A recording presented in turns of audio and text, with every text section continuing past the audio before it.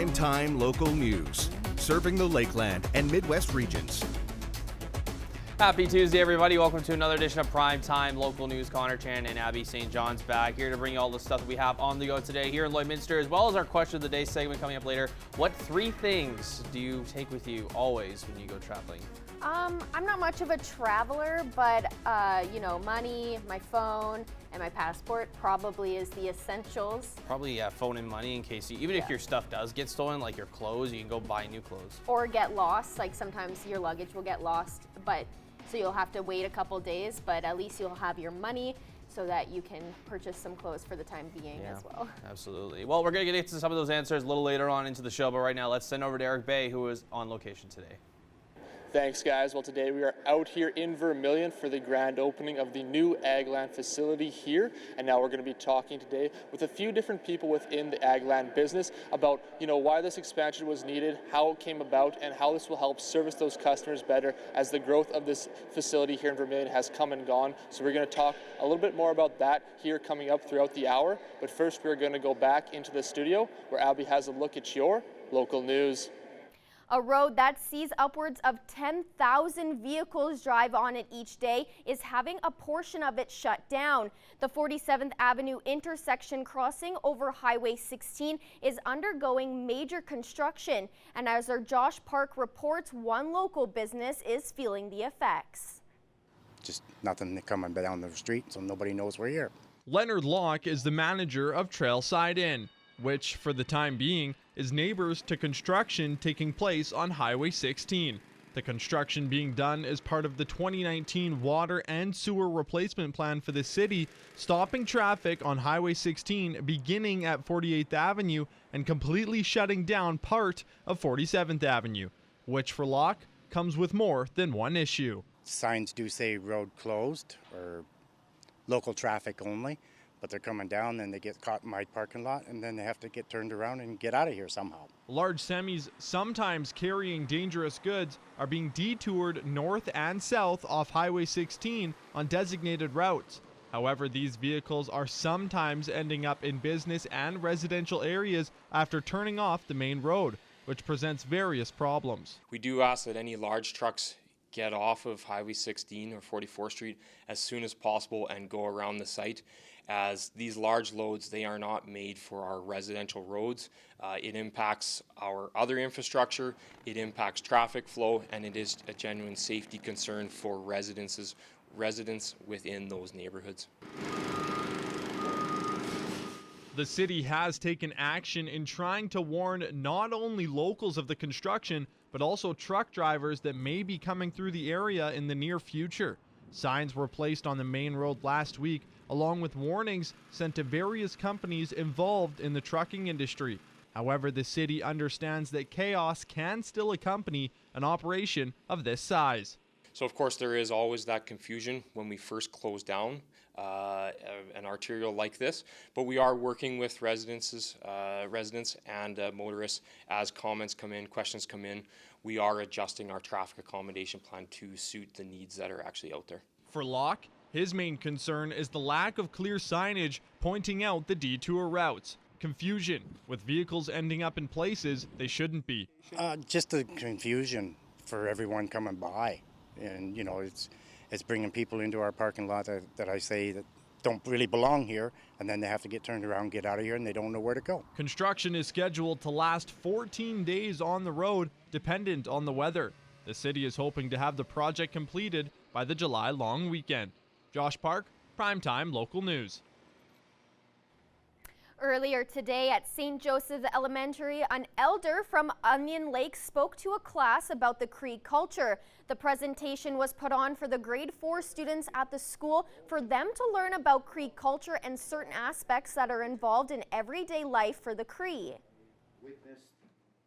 We concentrate, a large part of our social studies curriculum in grade 4 is on the First Nations.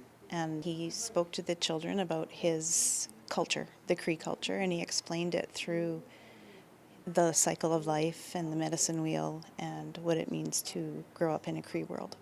Although the students have already learned about the Cree culture during the school year, having an elder come into class helps them with hands-on learning.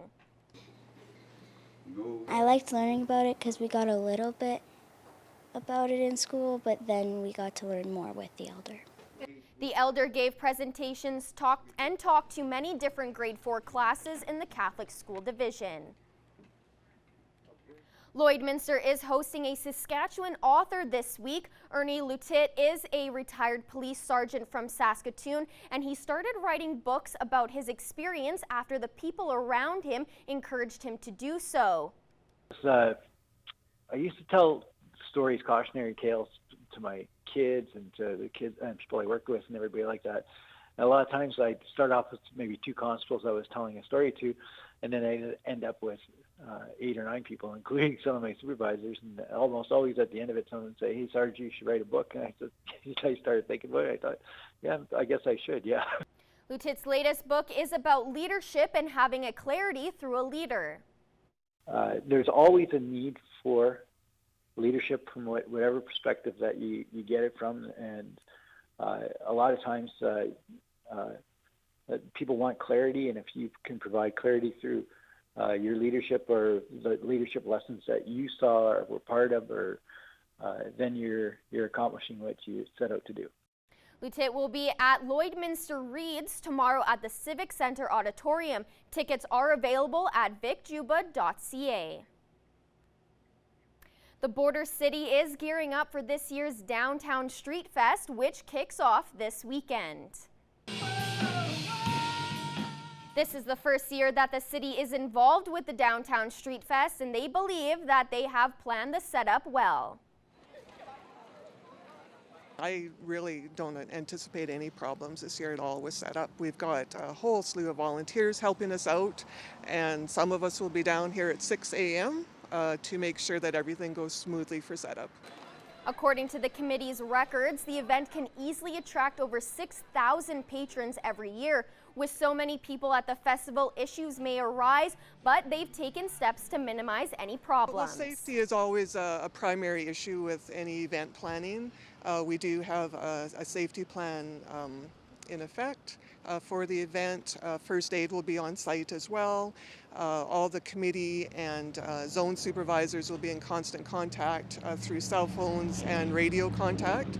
So we've taken the City of Lloydminster safety policies and really implemented them into this event. The city has tried to cover all the bases of parking availability. The area between 51st Street and 48th Street on Highway 17 will be closed 6 a.m. on Saturday morning and stay closed until 6 that night. If you want to know more, go to the events page at lloydminster.ca.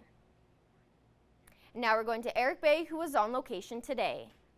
Well, today we are out here in Vermilion, and today is the grand opening of the new Agland, and I'm joined now by Cam Kay. And now, Cam, you guys have obviously gone through a big expansion. So what was kind of the need and motivation for going through that expansion?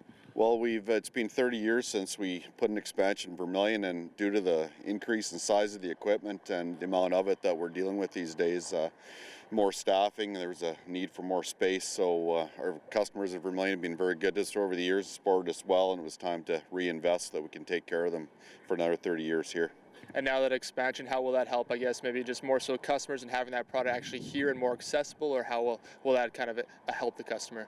Well, the bigger bays, drive in, drive out, will definitely help efficiency for the staff working on equipment. And with that, it's just better for the customers. But, you know, with the cranes and different things like that, there's also a safety aspect that comes along with it too. So just better for the customers and better for us. And it also helps attract and retain staff when they get a good working environment. So this space as well, but it will also help the staff you mentioned. So it'll just be bigger just in general, and again, just allow for more all-around improvement in the service? That's correct. Especially these days, the equipment being so big, it'll just really make things more efficient for us here and be good for the long term with any luck. All right, thank you for joining us. We are going to have some more from back here in Vermilion at today's grand opening of the new Agland. But first, we are going to head back into the studio. All right, thanks very much, Eric. Take a look at current temperatures outside. Currently right now, there is still some sunshine, so we are going to see some showers later on, but still sitting at 18 degrees right now, though. Let's take a look at that wind, though, coming in from the north there at 11 kilometers an hour, and some records for right now. 31 degrees was our warmest on this day back in 2003, and 4 degrees was our coolest back in 2004. Now, as we take a look at the satellite radar map here, there is some activity coming up. There is some rain that's going to stay around mostly in the Alberta areas over the next couple of days here. We are expected to have some rain continuing into tomorrow, where we will see a very high percentage that we could see some more thunder showers and some more rain tomorrow. We'll get some more details a little later on the show. There is a severe thunderstorm watch mainly out southwest there in Alberta, but I wouldn't be surprised in the next 24 hours or so that we start to see a severe thunderstorm watch for the Lloydminster and Lakeland regions. Take a look at some other current temperatures right now. 25 right now for Cold Lake, 23 in Edmonton, 22 for Athabasca and Jasper, 21 in Red Deer, and 19 for Edson. Over in Saskatchewan, 26 in North Battleford and Saskatoon, and 24s out in Meadow Lake, Prince Albert, and Melfort. Let's take a look at regional temperatures, more in-depth look to those. 12 degrees overnight in North Battleford with some cloud coverage there, going to 21 degrees tomorrow with a possible chance of thunderstorms with that for the daytime there. 9 degrees overnight in Cold Lake with cloudy skies, going into 17 degrees tomorrow for the daytime high with showers expected. And for us here in Lloydminster, 10 degrees overnight with some cloud coverage, going in to see some rain into the morning, into the daytime tomorrow with a high of 17 degrees. So here's a look at the next 3 days. 17 for Thursday as well, and 20 degrees for Friday. We could see possibly a total span of possibly up to 30 millimeters of rain. We could see the majority of that come tomorrow, and we could also see that 62% chance of rain for Friday as well with that high of 20. But that's a first look at your weather forecast. We'll have more primetime local news coming up.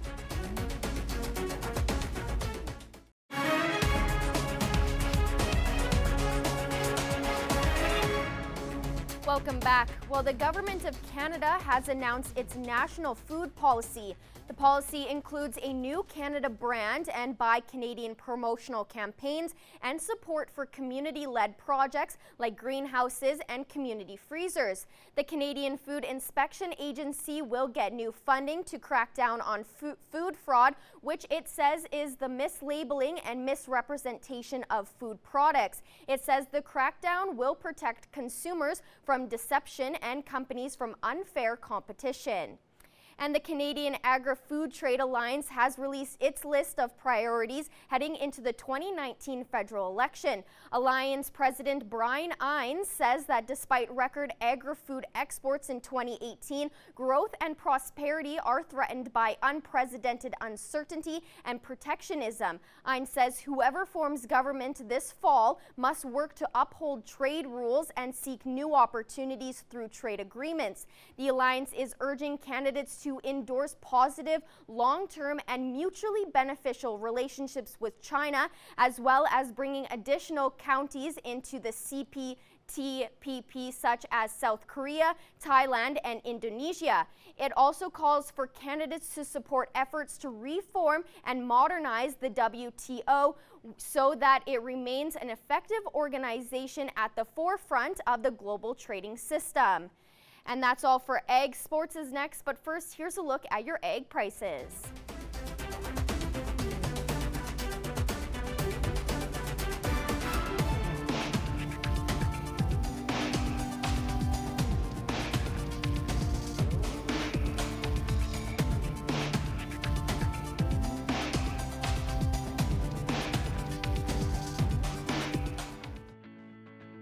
Every member of the City Centre Auto Body team has been through extensive training. We're constantly upgrading our team's education to reflect current collision repair technique. And now let's take a look inside the CPCA. Inside the CPCA, brought to you by the Canadian Professional Chuckwagon Association. Welcome to this week's edition of Inside the CPCA for Primetime Local News. It's Greg Buchanan along with DJ King, Meadow Lakes Pride and Joy. Also a draft pick of the St. Louis Blues, and so we're going to talk a little hockey off the top. How did it feel to see your old team win the Stanley Cup? It was good, especially for three of the players still on that team I played with when I was there. So David Perron, Alex Dean, and Petrolangelo, they did good there. And for the organization, it was first-class organization. They were good and they deserved to win their first cup. And like you've seen on TV, watching it, all the alumni that follows around there too. The alumni support there that stays in that city. It was a great city to live in. It's great. So it was good to see not just the teammates, but the whole management staff and the alumni all there celebrating for their big win. Okay, after a rain-out weekend at Musqueam, back at it this past weekend here in Dewberry. 6 race nights under your belt now. How does it look for 2019 for DJ King? Yeah, the horses are looking good in the barn for sure. My short barrel outfit's really popping out of the barrels right now for sure, and then the long barrel outfits, or the one I'm going to use off 4 and 3. Sorry, I never really got to use them too much, but they're coming along really good too. So just got to be consistent is my big thing this year. I dropped down to only running one wagon to focus on making the Calgary and just running consistent with that one wagon for sure. You go to the Wainwright Stampede starting on Thursday, 4 days of racing there on a very short track. How do you approach that track? Yeah, for sure. Actually, pretty excited for that track right now, especially with the way the boys are working right now. Just got to keep them going the way they're going, and I'm actually really excited for that short track, the way the horses are popping out of the barrels. You're sitting in the top 10 right now in the driver's standings. How important is to stay in that top 10? Yeah, and the big focus, like I said before, is just consistency running there. It don't have to be shooting out the lights every night, but just consistently running there. And just with that one outfit I'm going to run, just like I said, just work on running consistently. That is DJ King getting ready for the Wainwright Stampede. That is for Inside the CPCA.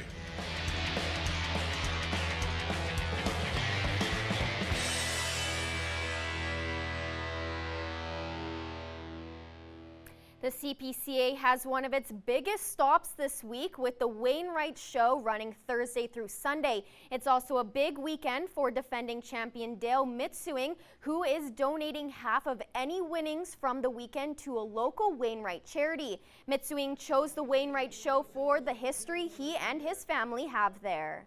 It was the first show I ever won as an outrider. Like I said, the city was good to me. The fans were really good. He hopes giving back can help build even more support between the town and the CPCA community.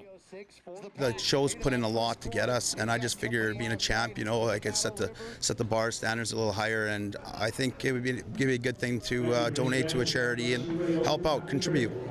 The show gets underway shortly after 5 p.m. Thursday evening. Now we're going to Eric Bay, who was on location today. Once again, we are back here on location out in Vermilion for the grand opening of the new Agland. And now Trevor Hill, the branch manager, joins me. And now we've been talking about growth, and you've been here for just over 10 years now. So what's kind of the growth that you've seen in your tenure here? Well, when I started here, we had a staff of 10, 5 technicians and 5 front-end staff. And as of today, we've doubled that. So we've seen a big expansion. We've outgrown the old shop with 10 technicians and needed something a little bigger to be able to move things in and out a little better. So this has been a nice addition for us for sure. So on top of obviously being able to provide some of the stuff for customers, it also, this growth then also helps you guys in the service too with the amount of people that you can put on staff? Correct, yeah, it gives us a little bit more room to grow. So if we need to add a couple more technicians, we have the bays to put them in, be able to service equipment efficiently with that extra hands on board. And now I know obviously when people do think of John Deere, they think of the big tractors or combines, but you do offer some stuff for maybe some more just kind of home and garden, lawn maintenance stuff. So what all do you guys offer here now at Agland? We have a full range of stuff, right from small lawn and garden equipment, the mowers, we do bobcats, stuff like that, and then all the way up to the large ag stuff into your four-wheel drives, combines, sprayers, the whole bit. And now we did also talked a little bit about service and being able to retain more people. So just this expansion as well, how that helped just not only selling stuff, but also being able to make sure that people do get that service that they need on their machines? Well, it allows us, I guess, for space. We can get things in and out quick. We can book more things. Just if something goes down, we can get it in, out, and gone, which allows them to keep rolling in their operations. So just speeds up the whole process. Yeah. All right, thank you for joining us today. We're going to have some more coming back from here. Out in Vermilion today is that grand opening of the new Agland space. But first, we are going to go back into the studio. All right, thanks very much, Eric. Taking a look at other current temperatures right now, 22 degrees for Vermilion right now. 21 still sits for us here in Marwayne, Vegreville, and Lloydminster. 21 also out in Maidstone and Macklin. 23 out in Edmonton right now. 17 for Lac La Biche. 25 for Cold Lake. 19 in Bonnyville, and 18 degrees for St. Paul. Pearson sitting at 22 degrees. St. Walburg sitting at 21. North Battleford still at 26, along with Meadow Lake, Green Lake, and Isle Cross sitting at 25 degrees. Some other Saskatchewan temperatures, both La Loche and Buffalo Narrows are sitting at 25 degrees, along with La Ronge and Flin Flon there. South End sitting at 26, 28 degrees for Uranium City and Stony Rapids, 18 for Fort McMurray right now, 22 degrees for Fort Chipewyan, 20 in Slave Lake, 18 for Grand Prairie, 21 in Peace River, and 19 degrees in High Level. As we shift to southern Alberta, 25 degrees right now for Medicine Hat, 23 for Lethbridge, 19 for Calgary, 21 for both Banff and Coronation. Kindersley sitting at 26 as we make our way to southern Saskatchewan, 15 in Swift Current, 26 for Moose Jaw, 24 in Regina, 23 in Yorkton, and 21 in Estevan. So a big difference there for Moose Jaw and Swift Current there by just 9 degrees there. As we take a look at temperatures for tomorrow, we're dropped a little bit there, sitting at 17 degrees will be our daytime high, but we will see some showers, and we'll get to a little more in details with those in just a bit here. So 17 for Lloydminster, along with 17 in Marwayne, Bonnyville, Cold Lake. Pearson sitting at 19 for tomorrow, 20 tomorrow in Meadow Lake, 23 for Green Lake, 25 for Isle Cross, 21 also for North Battleford, 18 in both Provost, Macklin, and also in Maidstone, 16 for Vermilion and Wainwright, 14 for Vegreville, 12 in Edmonton, 15 degrees in Lac La Biche and St. Paul, and 17 also out in Bonnyville and Cold Lake. So here's a look at the next 48 hours for precipitation. We'll start seeing that a little later in the evening tonight, carrying over overnight tonight, which we'll possibly see the 10 millimeters of rain, and then it could go up to possibly the 25 millimeters of rain heading into Thursday. So we could see that 30 millimeters carry over into the from tomorrow into Thursday as well. Of course, you can see in the red there, that is close to 40 millimeters out further west in Edmonton. They're expecting a lot of rain out there if you are making that way in that time period. But we could see possibly that 30 millimeters of rain for the next couple of days here. As we take a look at the 7-day forecast to wrap things up here, 17 on Thursday as well, 20 degrees on Friday with that 62% chance we could see some showers as well. Then it starts to get a little clearer and get a little break from the rain, sitting at 19 on Saturday with some cloud and sun mix there. 21s for Sunday and Monday with a little clearer skies on both days, and 23 degrees on Tuesday. But we could still see with a percentage over 50 there for a chance of some showers, usually averaging around 21 degrees for our daytime high around this time of year and averaging around the 9. So we're on the ballpark for average lows, but it's a little bit all over the place for the daytime high given the rain and the cloud mix coverage that we had, along with the wind that we are seeing as well. But that's a look at your 7-day forecast. We'll have more primetime local news coming up after the break. Now we're going to Eric Bay, who is on location today. Once again, we are back here in Vermilion at the new Agland. Today is their grand opening of their new shop, and now Gordon Roebuck joins me now, and you are the general service manager of the area, and we've been talking a little bit about how this space will help just you guys service with the growth of machines. So can you just maybe a little bit more from your perspective how this is going to help out? Well, with the growth of the machines, the growth of the population of machines in the area, we've had to ramp up our number of technicians. Number of technicians is to support our local producers. You know, that's a must need. So the local producers, they need machines repaired. So with the 11 technicians we have on board here now, we would need space, so we needed to build onto our shop. This has been a really good thing, you know, to come through with the size of shop, with the wash bay, you know, large wash bay drive through, which is going to make it easier for our guys to prepare trades for you know, looking at. First impressions is really important to us. The technology that's on these machines, we need to have space around them to work. We got the big, large overhead crane to lift the engines if we need to. You know, not very often we need to do that, but we need to lift this stuff, and we need to do it well, and we need to do it in efficient manners. Producers need to keep these machines moving, and so that's what our job is to get them turned around done quickly, and that's our deal. And now we did mention, Elvie, the past few years, just the growth and stuff. So how has that kind of changed from when you started, and just making sure that this does get done quickly and efficiently? Well, producers, they need to keep their crops coming off when it's that time, crops going in when it's that time. So we need to be efficient at when there's need to repair. So, you know, this is why we've got more technicians. We need more space to put machines in if they need to come to town. So it's just part of the growth. All right, thank you so much for joining us. We are going to have some more back from here in Vermilion, but first we are going to go back into the studio.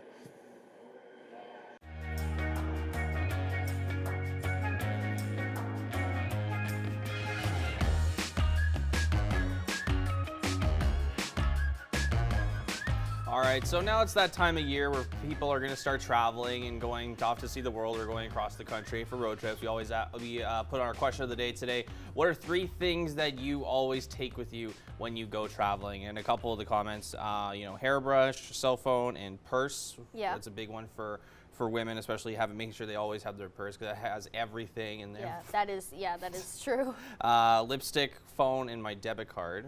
As we kind of talked earlier about how, you know, having those cards is, having money is just really important. Oh, definitely, because, you know, if something goes wrong, you at least have your money with you, so you can at least maybe try to fix it a little bit. Speaking of money, the one person wrote my debit card, my Visa card, and my MasterCard. So all 3, yeah, just in case. In case one doesn't work or the other, and then one, you know, ID is another big one. That was a common one. You know, your wallet, chargers, headphones. I can concur with that. I really do. Yes. I always need headphones wherever I go. It doesn't matter if it's just, you know, here in the office doing work or going on location or going somewhere. I always just want that, you know, music to listen to or something to that's keep me definitely distracted. fair. And especially if you're on a plane or on a bus, you want to just drown out all the strangers around you. You want to be able to sleep it off as well. I mean, like sleeping on a plane for me, and I know maybe for some other people that, you know, can sleep on planes, I envy those because I wake up, it feels like 5 hours, but it's been really 10 minutes. And then me, I just can't sleep at all, so.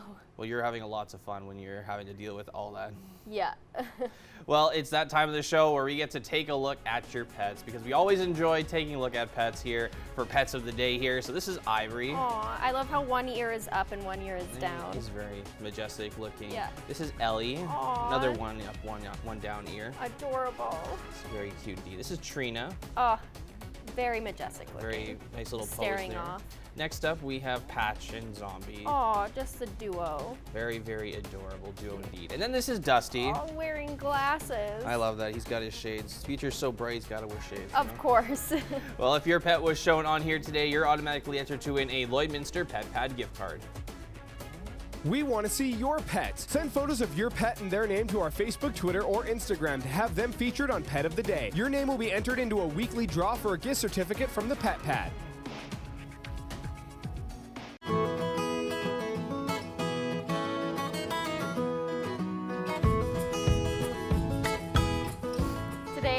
Here with Becca from the SPCA, and she has brought in Tramp, a very energetic and very outgoing dog. Yes. How did he get to the SPCA? He was a surrender, so they unfortunately couldn't have him anymore, so he came and joined us at the SPCA. Can you sit? Sit. Good. And so yeah, he's been with us for maybe about 2 weeks now. So like he's about, oh goodness, excuse you.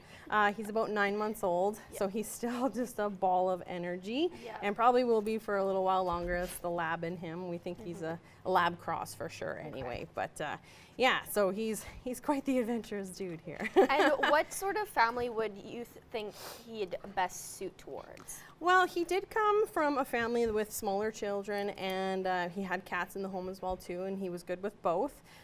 So what we've found out before, he did chase a little bit of livestock, so maybe if you are out on a farm too kind of thing, but don't have anything out in the fields kind of deal, he would be good for an acreage for sure. Like, you know, he needs a lot of space to run, but I mean, if you're willing to, you know, take him out and exercise him every day, I think any real family would be good. He does need quite a bit more training. Like I said, he seems to love everything that he encounters, so you see yourself on camera. Like, yeah, I think any family really would be good. He just needs a little bit of the, you know, he jumps up a little bit. More structure. Yeah, so he was around the younger kids, but he could use a little bit more training not to plow them over.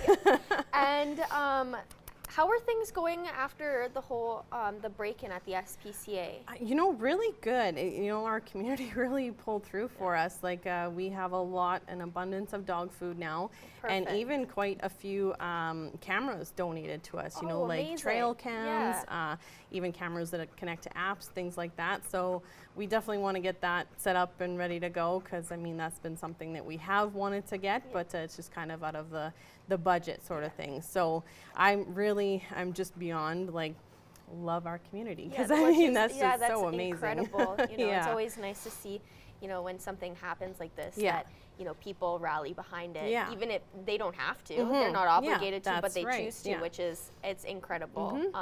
So you have a few events coming up this summer. Just want to touch base on those and how those are going? Yeah, no, we have Street Fest this weekend, so we're a part of the whole entertainment of the day, so we're quite excited for that.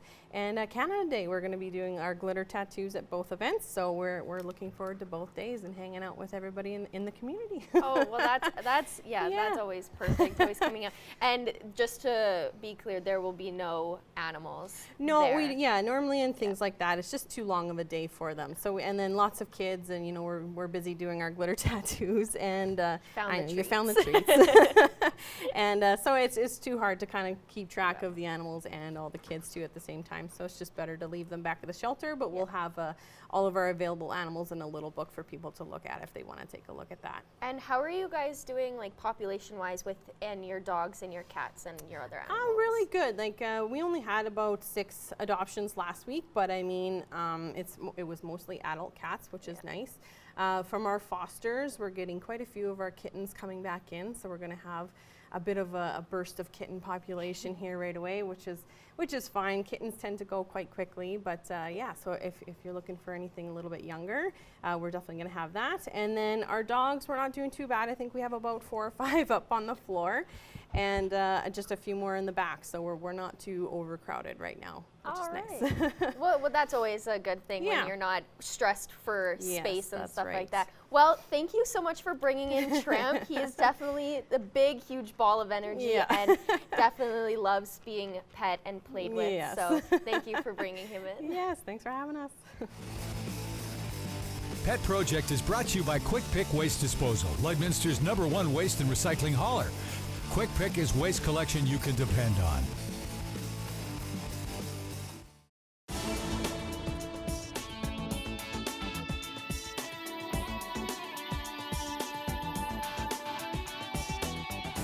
I'm Justin with Boom 101.9 and 93.7 Wayne FM, and here's what's happening.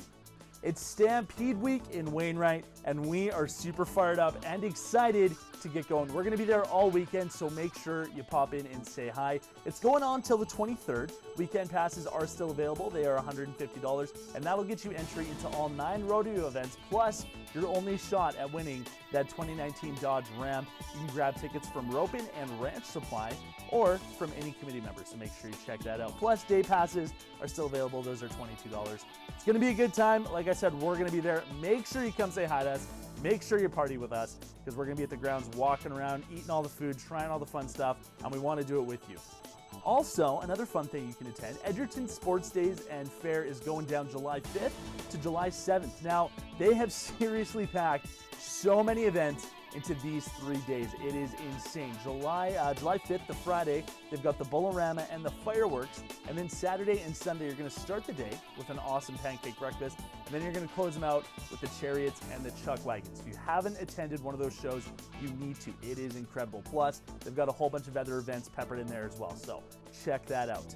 Now, moving away from that and on to more of a serious matter, your health is important. Your heart health is very important. And Alberta Health Services wants you to stay informed with HeartWise. They have a special event going on June 24th where you can learn more about managing your cholesterol and blood pressure. That's going down at the Wainwright Primary Care Network, like I said, the 24th, so make sure you check that out. I'm Justin with Boom 101.9 and 93.7 Wayne FM, and that's what's happening.